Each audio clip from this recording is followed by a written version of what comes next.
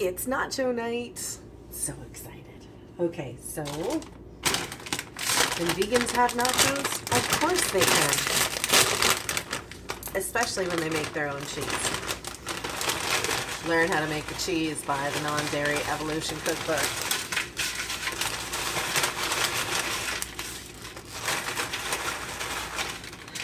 I love nachos. I missed nachos. But the only cheese that was available at the time, really that I had available anyways, was Daiya. And I was not a fan, let's just say, when I first went vegan. So, like, my dogs have gathered around because they're like, who are you talking to? Who are you talking to, Mom? Have you met the Bassets? Dashiell and Frankie have gone over the Rainbow Bridge. Probably one of the reasons why you haven't seen a lot of videos from me. And these boys have joined the family. They're not even 6 months old. They're babies. They're adorable. They're adorkable. Anyways, excuse me. Rude. So, what do you like on your nachos? Do you like taco meat? Because I did. But now I have, you can use ground veg product. This is Eve's Mexican blend of ground. So I like to put that on my nachos. Excuse me. Off. Rude. So if you liked taco meat, that's a good substitute. It does have a kick to it, so, you know, consider yourself warned.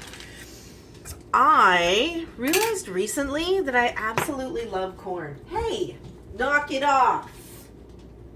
Let me just give my hands a quick wash here.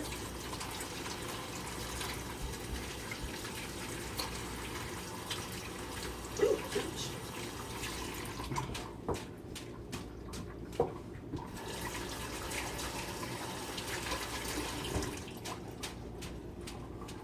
All right.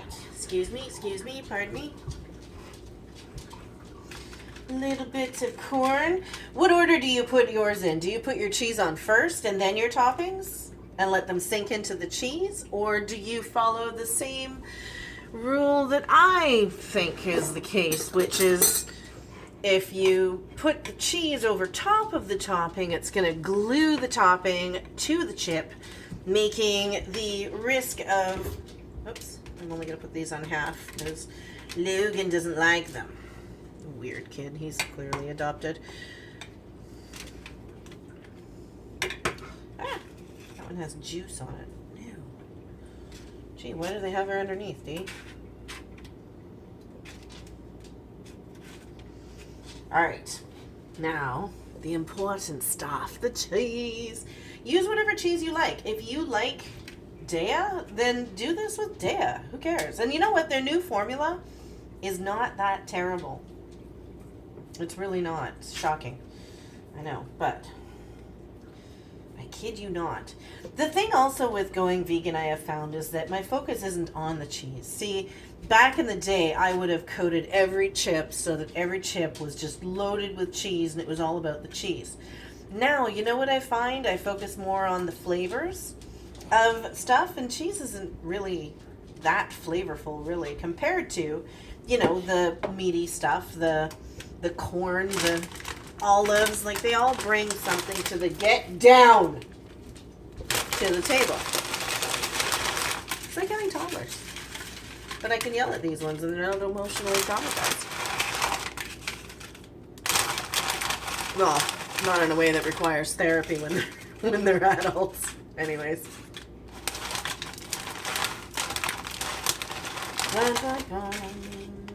How many layers do you like your nachos to be?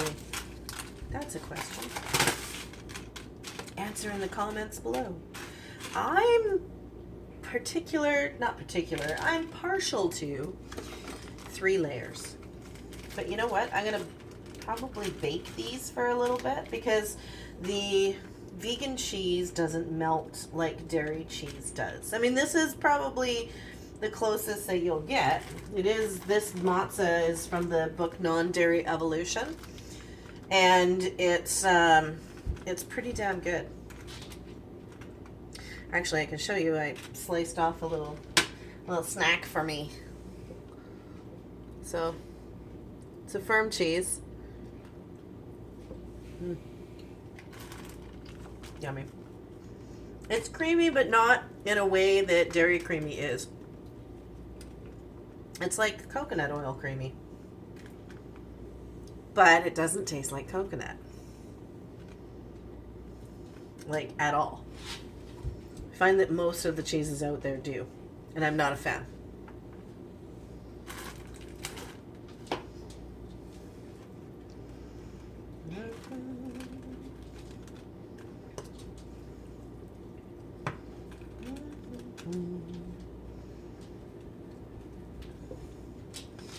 So what else have I got going on in my life? It's been a while. Like I said, it's been a minute since I've made a video. And now that I have a Chromebook, don't ever get a Chromebook. It don't have the editing functionality, so this video is going to be really, really long.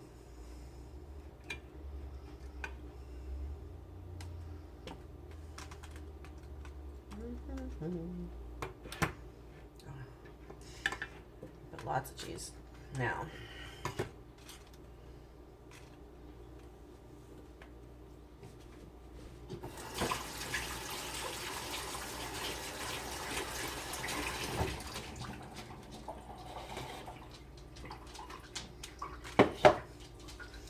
All right, so I'm going to pop this in the oven for, I don't know, probably 10 minutes. Give it a good warming up so that I can do one more layer on it. And then pop the whole thing in the oven. The top layer, of course, will cook faster than the internal layers. So giving them that little bit of a head start is a good thing. But you know what? You can always, if you get halfway into your nachos and you see that they need to melt further, you just pop them back in the oven. That's all. That's all.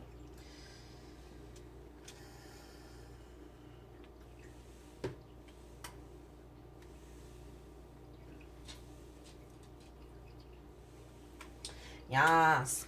All right. It's going in.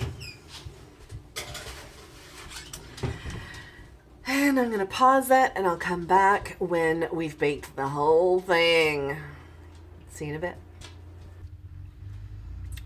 It's in the oven. Whee. Just before I pull them out and doctor them up, I just wanted to point out one thing that I've been doing, because I've kind of been on this renew, reuse, reduce my carbon footprint thing. And instead of buying Rubbermaid containers, I have been saving jars. So I didn't use all of the corn and all of the olives. Instead, I have jarred them and they'll be in my fridge nice and fresh for the next time that I need some. All right, so we like ours a little bit well done, so there's some nice crispy chips on there. Look at the melt on that cheese. Let me hold that up for you. Yummy. So excited. So I'm gonna top it off with some sliced up green onion.